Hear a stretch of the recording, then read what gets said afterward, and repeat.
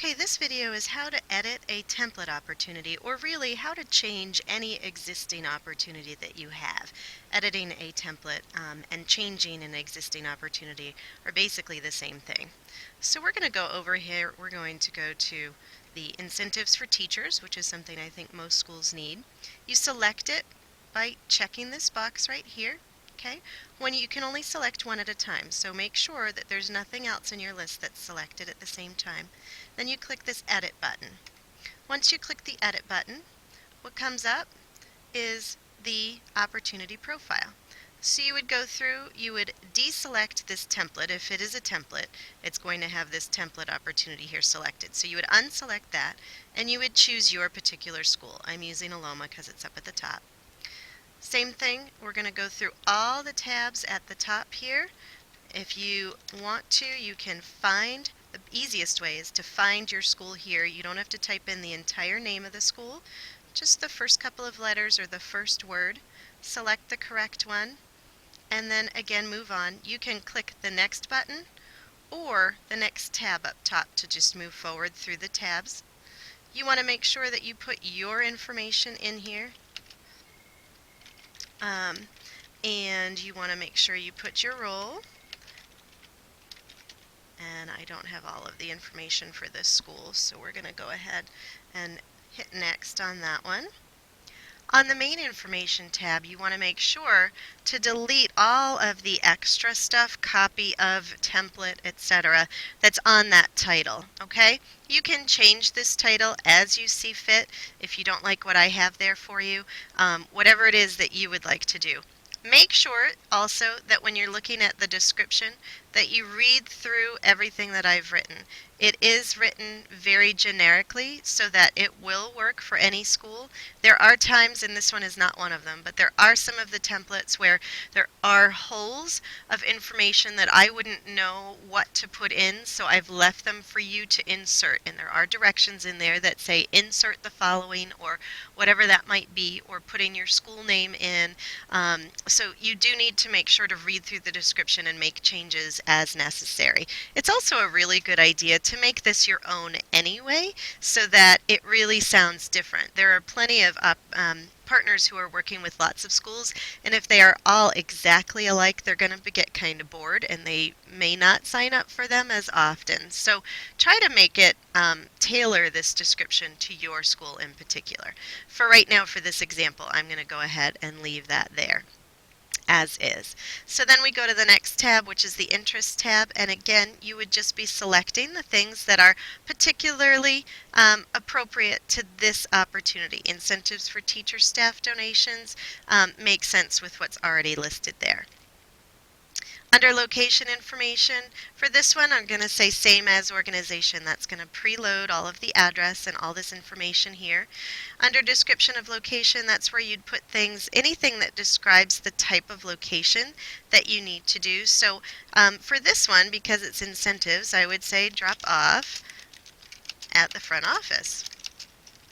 If I had a name of somebody to tell them there, I would let them know that as well. Okay, next one. And this is the same as when you're creating a new opportunity or when you're doing anything with the opportunity. These tabs are all the same, okay? So on this tab, the logistics tab, this is the second most important tab that you have in the opportunity profile. You want to put any additional information in here.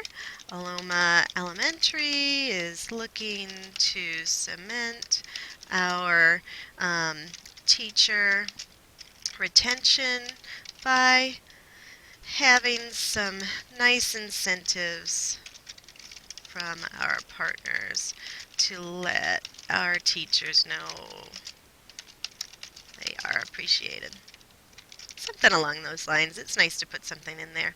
The opportunity start date and the opportunity end date are going to default to the day that the new opportunity button was pressed. For the templates, that was back in June when I started creating these at the end of June. Okay, so you need to change that. If you're looking for incentives for teachers for the second marking period or the third marking period, those are what I would suggest doing, is that you do it through the marking periods. but that it's really up to you. Try not to do it longer than a semester so that the opportunity is not quite that long. Okay, so I'm going to say I'm actually going to say December 1st, which is the day that I'm recording this. And we're going to say until January 19th, which is, or 15th, which is I believe, the end of the second working period. Okay? Now, the opportunity end date, as soon as this end date has been completed, as soon as this day is passed, the partners who sign up for this opportunity are going to get an email. It's a survey email, it's automatic. I'll show you where it is when we get to the surveys tab, but that is automatic. You don't have to do anything to make it happen, but it goes to any partner that signed up for this opportunity and says, thank you for participating in this. Please let us know what it is that you did. If you did a donation of in-kind things, let us know what the total value of those are. If you did a donation of dollars, let us know what the total dollar amount is. If it was an opportunity where you donated your time and that of your employees, let us know how many hours.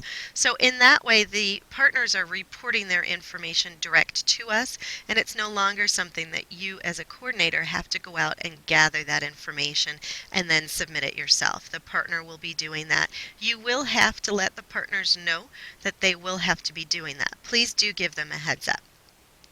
Now down here, the volunteers who sign up for this activity, we're only using the first two at this point.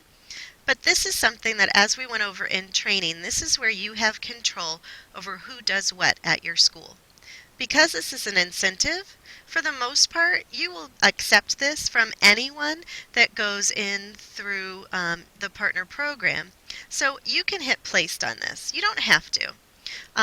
There are some schools who want every partner to be referred from every opportunity, meaning they have control over who signs up for what and who is confirmed for what, and that would be the referred button. But the placed button, particularly for incentives, where you'll pretty much take it from anybody, is what I think is most appropriate for this type of opportunity.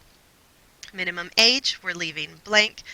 Number of volunteers needed, we don't care if there's more than one, more than 20. I think the more the merrier, right? How many hours is not appropriate here. Minimum and maximum number of students doesn't apply here, so we're going to leave it blank. The opportunity scope is the school, and 9 times out of 10 it's going to be that school. So now we can go ahead and hit next, or go to the next tab up top, the restrictions tab, and then the next one, the prerequisites tab. Those are both not being used right now until the addition system comes online. So we are going to skip right through those. We're going to just click next, and then next again, because we're not using those at all right now. The attachments tab, I have a photo already loaded for this template. You can choose your own if you would like. I'll show you how to do it under image 2, and you actually have 3 images that you can do if you would like here. But on image 2, and again, this would be image 1 if you don't have a photo that's already attached there. You would click this browse button and you would go into your folders file. I'm just going to select this one right here. Okay. Then you click the upload button. Once it's selected, you click the upload button. When it loads, it will show right here. Once that is showing, then it's attached and you're good to go. Okay, so now we're going to click next, or the surveys button, the next one up top.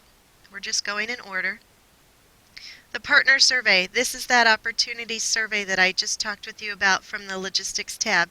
It is automatically in there. You do not have to put it in there or do anything with this tab at all. But that is the survey that the partners get after this opportunity is over. Okay, so you just have to make sure that it says partner survey in there. You don't have to do anything on that tab. History tab is again just for your information. This gives you all the different actions that were taken by anybody who did anything to this opportunity. It's not necessarily something you will need, but if you are working with other people at your school and you need to know who changed what when, you'll be able to do that under this history tab. But there's nothing on this tab that you have to do at this point. Okay? For those of you who trained early in the summer or the early of the school year for 2014, there used to be an approval button here. We're not using that any longer. It was redundant. Okay, then we're going to click the Finish button. And we are all done. Your page is going to reload. And then you're going to see it right down here. It's still selected, and this is the opportunity that you just amended.